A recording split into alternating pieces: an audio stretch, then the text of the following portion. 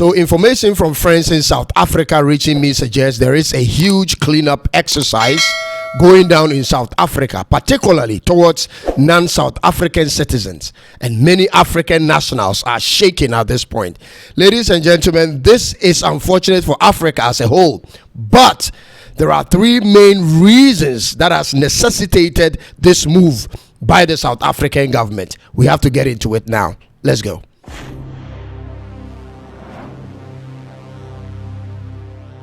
So it's true that there is a new white paper issued by the newly formed government of South Africa, and it is to regularize the residential situation of all non-South Africans living in South Africa. We know of xenophobia, which sometimes happens in certain parts of Africa, but this one is not about xenophobia, ladies and gentlemen. This is brought about by three main serious problems. Problem number one: for the first time in South Africa, there is not just one party controlling everything like it has been in the last 30 years. It's rather a unity government. The ANC government had to go into a union government with two other political parties to establish a new government because they couldn't secure a majority vote in this year's election. And one of the parties the ANC united with is called the Democratic Alliance. It's a far-right political party like that of the Republican Party in America. And their views on immigration is totally different or in opposite to that of the left-wing ANC party. So from the day the union government was formed, ladies and gentlemen, I knew this day was coming where it wouldn't be business as usual in terms of how governance has been in the past. And the president, Ramaphosa, since June 30th of this year, has appointed a new Home Affairs minister. And he's a white dude. I say dude because he's a young guy. He's in his 30s. He's Leon Schreiber, and the guy has taken a total different approach in dealing with immigration in South Africa.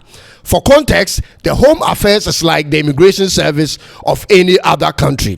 And so Schreiber is in charge of immigration, refugee and asylum applications.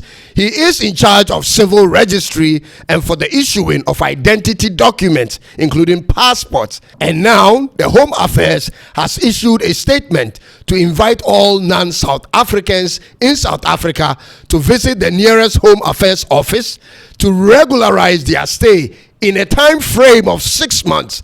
Now, that's the only problem I particularly have at this point. I find the time frame rather too short. But I'm also told there is a waiver program available for those with asylum status or valid passport. So for those of you who fall under these categories, I suggest to you get moving. However, many people are unsure if perhaps that's a strategy to have them arrested and deported back to their home countries. People are petrified, especially those in provinces like Gauteng and Northwest, Northern Cape and Western Cape. I personally wouldn't know what I would think or do if I found myself in such a condition. And so I'll leave it to you guys to make that decision. And so the new united government is one of the reasons behind this move. On the other hand, everyone, I mean every non-South African who has lived in South Africa at any point knows that the number one reason for this move is because of the growing numbers of illegal immigrants and their involvement in peddling drugs and crime. And I always knew it wasn't going to take long, ladies and gentlemen, before there was a national crackdown on this. It's unacceptable anywhere in the world, including in your own home country, to disobey laws. And so to a greater extent, it's good for the sanity of South Africa. But the sad part is other foreigners with no connection to these activities are also going to be affected in this sweep. Currently, the population of other African nationals living and working in South Africa is estimated to be over 7 million. That's a rough speculation at this point, but analysts suggest it could be double. We are talking about other African folks from neighboring Zimbabwe, Mozambique, Eswatini, and Lesotho.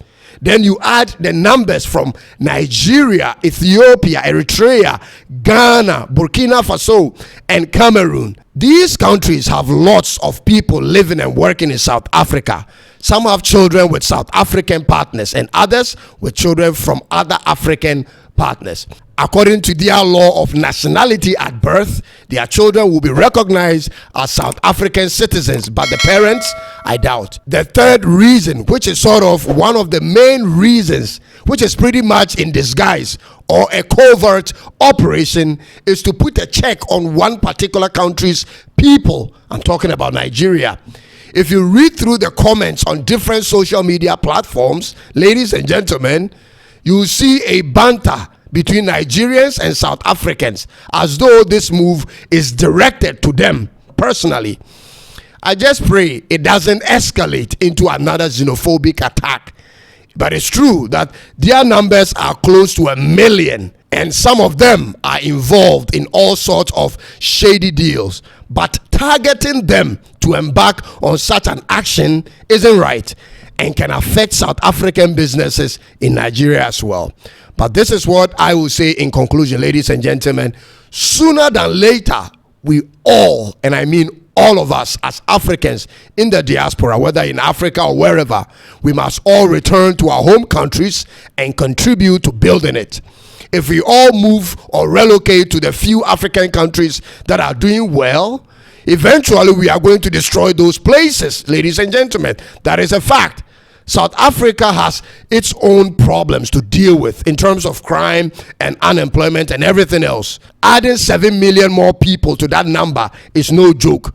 So for those who are complaining and constantly reminding South Africans of how they helped them during apartheid, maybe it's time you understood that they have also done their part. For the many years they have accommodated so many different Africans in their country. From this point forward, I know South Africa is going to be more open to people with legal documentation to stay, and those who don't are going to have problems. Ladies and gentlemen, I suspect there's going to be a totally different South Africa moving forward. It's tough, but I can't blame them. We are all pushing for one Africa with one military and one currency and open borders, but that will have to come with some form of regulation.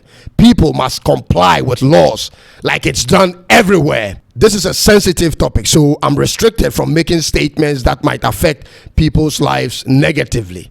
So I'll end here for now, ladies and gentlemen, and come your way again very soon. Be sure to subscribe and click on the notification bell to watch my previous and future videos. God bless you, and it's bye-bye for now.